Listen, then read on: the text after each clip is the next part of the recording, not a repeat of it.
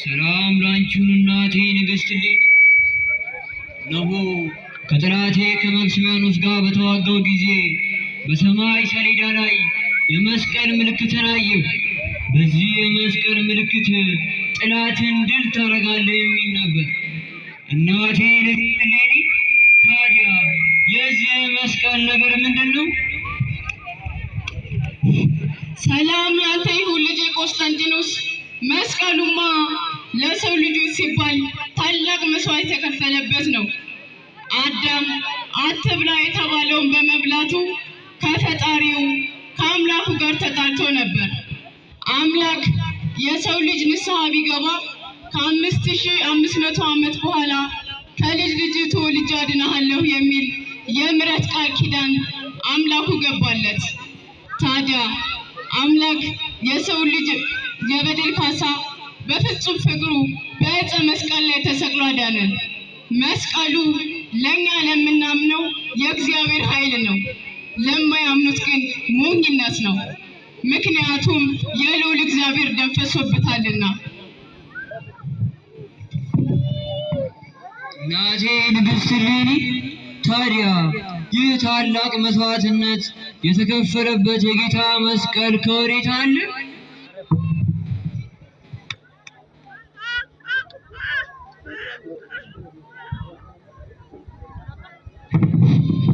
ጌታችን መድኃኒታችን ኢየሱስ ክርስቶስ ከሙታን ተለይቶ ከተነሳ በኋላ ተሰቅሎበት የነበረው ዕፀ መስቀል ቀንና ሌሊት ሳያቋርጥ እንደ ፀሐይ እያበራ አስደናቂ ነጸብራቅን በማሳየቱም በተጨማሪ ድውያንን እየፈወሰ ሙታን እያስነሳ እንዲሁም ሌሎች አስደናቂ ተአምራትን መስራቱን እየቀጠለ በመሄዱ ብዙዎች በዚሁ አስደናቂ ተአምር እየተሳቡ በእግዚአብሔር ወልድ እያመኑ ክርስቲያን እየሆኑ መጡ።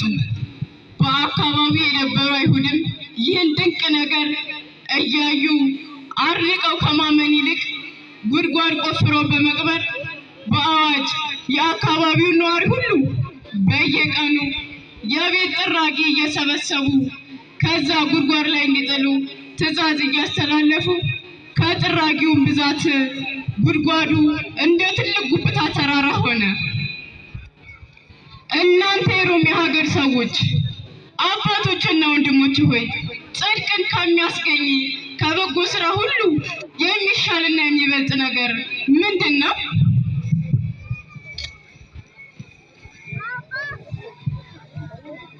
ንግሥት ሆይ ሺህ ዓመት ንገሽ፣ የእድሜንም ካባ በረጅሙ ልበሽ። የምድር ጋጋታ፣ የሰማይ አንድምታ፣ የዝናብ ጠብታ ባይበግርሽ ንግሥት ሆይ ቅዱስ ስሙን በመፍራት በጾምና በጸሎት እግዚአብሔርን ከማገልገል የሚበልጥና የሚሻል ለነፍስና ለሥጋ በምድር ላይ ሌላ ሥራ እኛ አንወቅም፣ ከቶም አጥማነው። ንግሥት ሆይ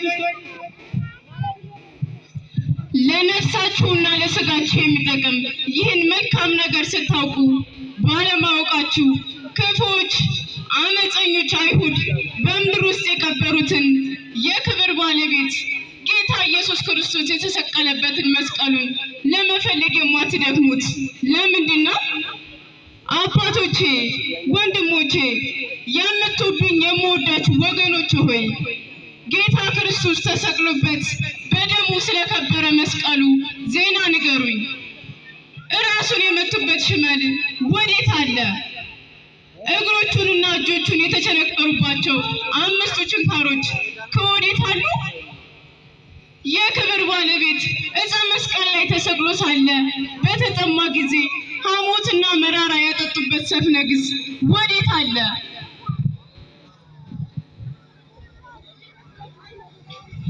ንግሥት ሆይ ሺህ ዓመት ንገሽ፣ የእድሜንም ካባ በረጅሙ ልበሽ። በእግዚአብሔር ደም የከበረ ዕፀ መስቀሉን ወዴት እንደቀበሩት አልሰማንም። እኛ ምንም ነገር አናውቅም። ንግሥት ሆይ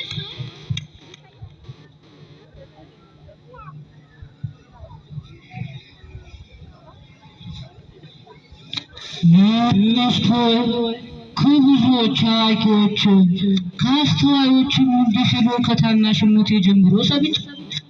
አዳምና ልጆቹን ለማዳን የክብር ባለቤት ጌታ ኢየሱስ ክርስቶስ በቀራንዮ እንደተሰቀለ በጎልጎታም እንደተቀበረ በ40ኛውም ቀን ወደ ሰማይ እንዳረገ ሰምቻለሁ።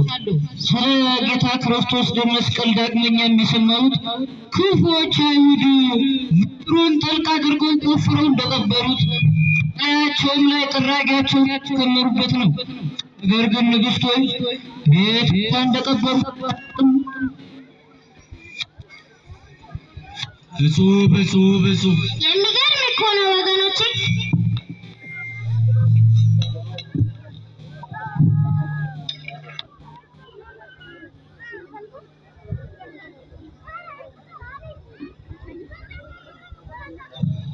ንግሥት ሆይ ሺህ ዓመት ንገሽ፣ የዕድሜንም ካባ በረጅሙ ልበሽ። ንግሥት ሆይ ፈጥነሽ ወደ ኢየሩሳሌም ሂጂ፣ በዚያም የአይሁድን ወገኖች ሁሉንም በአንድ ቦታ ሰብስቢያቸውና የክብር ባለቤት ስለሆነ ስለ ጌታ ክርስቶስ ዕፀ መስቀል አባቶቻቸው ወዴት እንደቀበሩት በማስገደድ መርምሪያቸው። እነርሱም በእግዚአብሔር ልጅ ደም የከበረ የዕፀ መስቀሉን ዜና ይነግሩሻል። ንግሥት ሆይ እናንተ የሮሜ ሀገር ሰዎች አባቶችና ወንድሞች ሆይ የክርስቶስን መስቀል ለመፈለግ ወደ ኢየሩሳሌም እሄዳለሁ። በሰላም እመለስ ዘንድ ሐሳቤም የቀና እንዲሆን በጸሎታችሁ አስቡኝ። አንተም የምወድህ ውዱ ልጄ ቆስጠንጢኖስ ሆይ ሁልጊዜ በየሰዓት ሁሉ እግዚአብሔርን በመፍራት ጸንተህ ኑር። ከትእዛዙና ከሕጉ ወደ ቀኝም ቢሆን ወደ ግራም ቢሆን ፈቀቅ አትበል። የተራቡትን ሳትለይ አብልተህ አጠጥተህ አጥግባቸው። ሕዝብህንና መንግስትህን በሰላምና በጤና ይጠብቅልህ። ወደ ፈጣሪ በጸሎት ትጋ። አብርሃም የይስሐቅ የያዕቆብ አምላክ እሱ ይከተልሽ፣ ያሰብሽውንም ይፈጽምልሽ፣ ቸርነቱ አያልቅምና።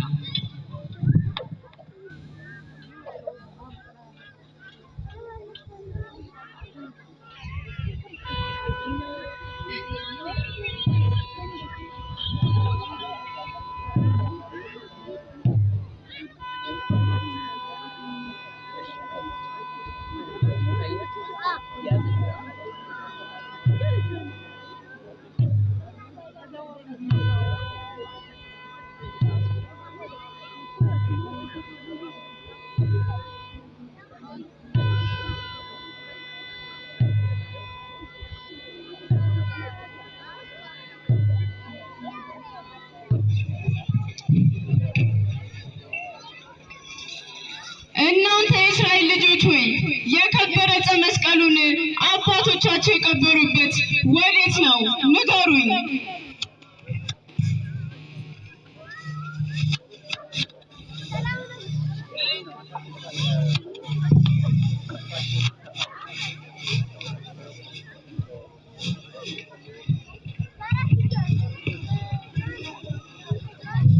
ንግሥት ሆይ ሺህ ዓመት የዕድሜንም ካባ በረጅሙ ልበሽ። እኛ ስለ ዕፀ መስቀሉ አናውቅም ንግሥት።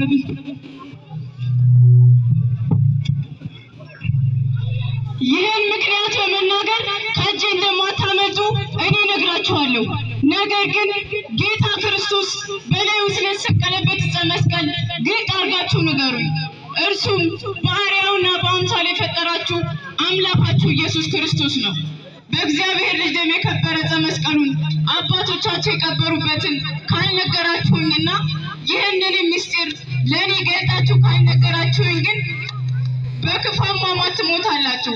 መላው ሀገራችሁ ከነአውራጆቿና ከሚያጎራብቷት ሀገሮች ሁሉ ጋር ምድረ በዳ ትሆናለች። ንግሥት ሆይ ሺህ ዓመት ንገሥ። የዕድሜንም ካባ በረጅሙ ልበሽ።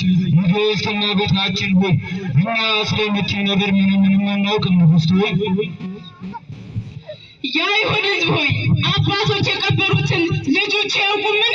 የጌታ ክርስቶስ ዕፀ መስቀል የተቀበረበትን ንገሩኝ። የጌታ ክርስቶስ ዕፀ መስቀል አባቶቻችን ቀብረው የደፈኑበትን ቦታ ብንነግራት ትገለናለች፣ ርስታችንንም ትፈጠራለች። ስለዚህ በፍጹም መናገር የለብንም።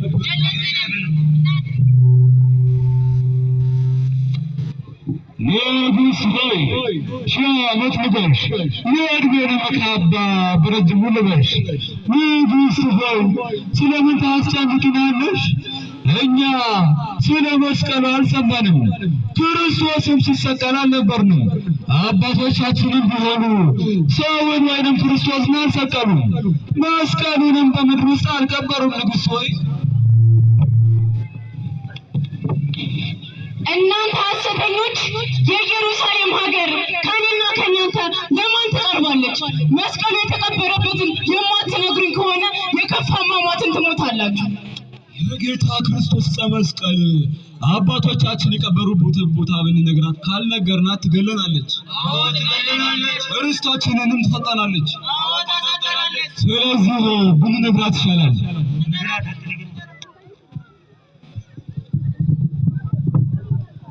ንግሥት ሆይ ሺህ ዓመት ንገሽ። የዕድሜንም ካባ በረጅሙ ልበሽ። እኛ ስለምትዩ ነገር አናውቅም። ነገር ግን ስማቸው አሚኖስና ኪራኮስ የተባሉ ሁለት አረጋውያን በእኛ ዘንድ አሉ። እነሱ ስለ ጌታ ስለ ክርስቶስ መስቀል ነገር ያውቃሉ። ይነግሩሽም ዘንድ እመቤታችን ሆይ እነሱን ጠይቂ። ጋሻ ጃግሬ እነዛን ሁለት አረጋውያን በፍጥነት ወዲህ አምጡልኝ። እሺ ንግሥት ሆይ እንደቃሎቱ።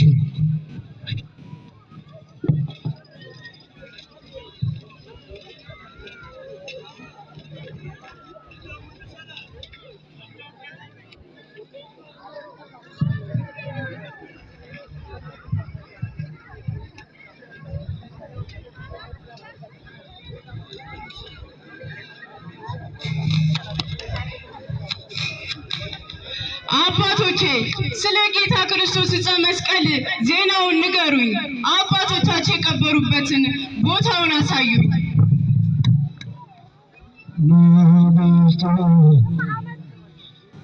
እኛ ምንም አናውቅም። ስለ ክርስቶስ ዕፀ መስቀል ምንም አልሰማንም። አባቶቻችን ሰውን ወይንም ክርስቶስን አልሰቀሉም። መስቀሉን በምድር ውስጥ ቆፍረው አልደፈኑም። ንግሥት ሆይ ጋሻ ጃግሬ እነዚህን ከሃዲዎች እጅና እግራቸውን በእግረ ብረት አስራችሁ ጨለማ ውስጥ ጣሏቸው። እልም አትስጧቸው፣ በረሃብ መቷቸው። እነዚህን የውሸት አባቶች ወስዳችሁ በትልቅ ገደል ውስጥ ጣሏቸው። እሺ ንግሥት ሆይ እንደ ቃሎቱ።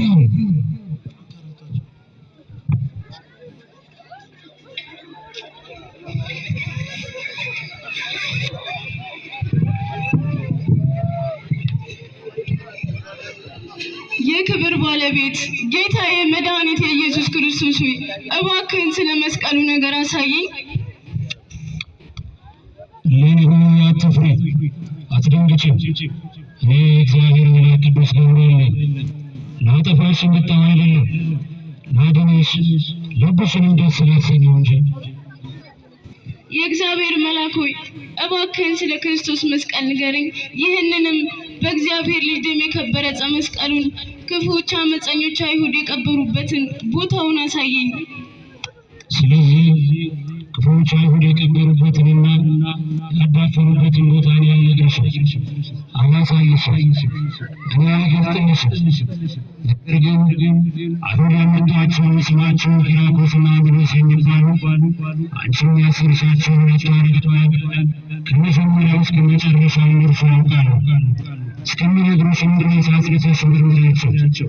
በረሃብና በጥም ብዙ ካስጨነቅሻቸው በኋላ ይነግሩሻል።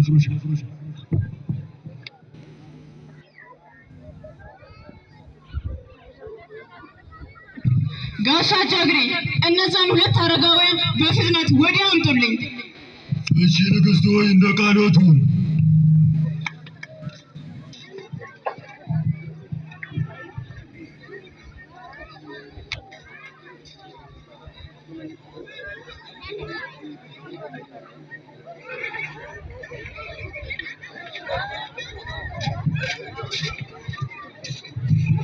አባቶቼ ስለ ጌታ ክርስቶስ ዕፀ መስቀል ታውቃላችሁና ንገሩኝ። ንግሥት ሆይ እንነግርሽ ዘንድ ጥቂት ዋስኝ።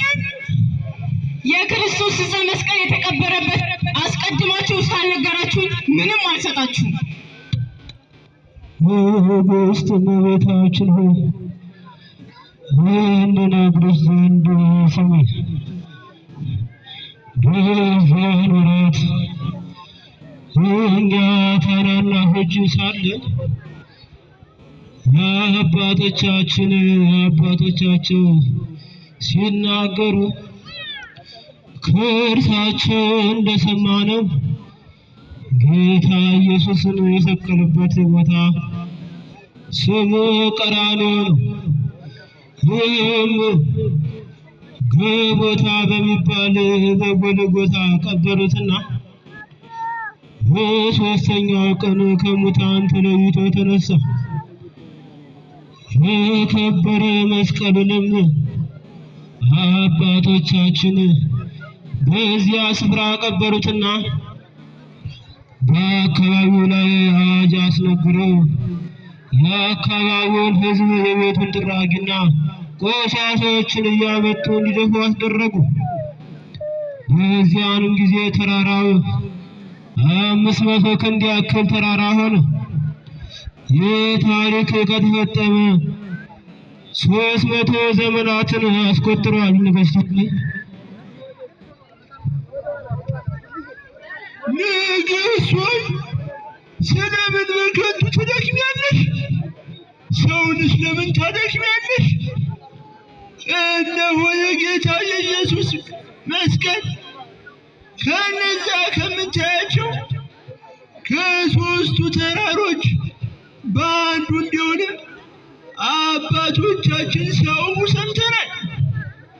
ነገር ግን ንግሥት ሆይ መስቀሉን ከፈለግሽ እንጨት ሰብስበሽ ደመራን ደምሪ፣ በላዩ ላይ ንጹሕ ዕጣን ጨምሪበት። የዕጣኑ ጢስ ወደ ላይ ወጥቶ ወደ ታች ሲመለስ መስቀሉ ያለበትን ተራራ ያሳይሻል። የዕጣኑ ጢስ መስቀሉ ያለበትን ቦታ እንደሚያሳይሽ በራእይ አይቻለሁና። በሉ ሂዱ፣ እንጨትንም ሰብስቡ፣ ደመራንም ደምሩ፣ ዕጣንም ጨምሩበት። አሜን። ንግሥት ሆይ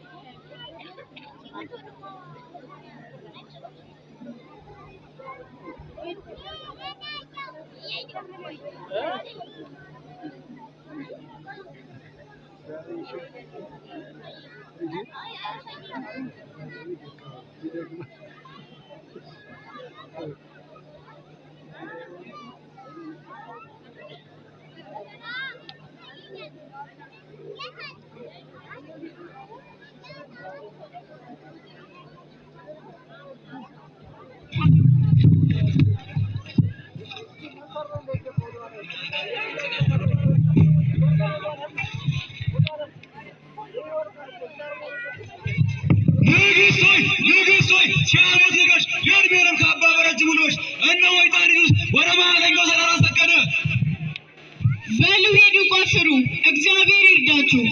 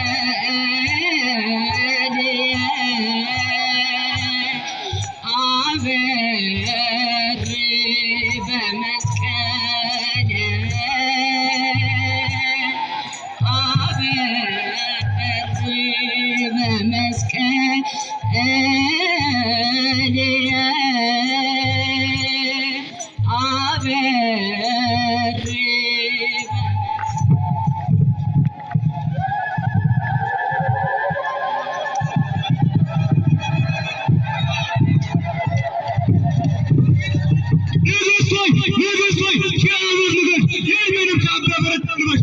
እነሆ የሚያበራው ታላቁ የጌታ መስቀል ተገኘ።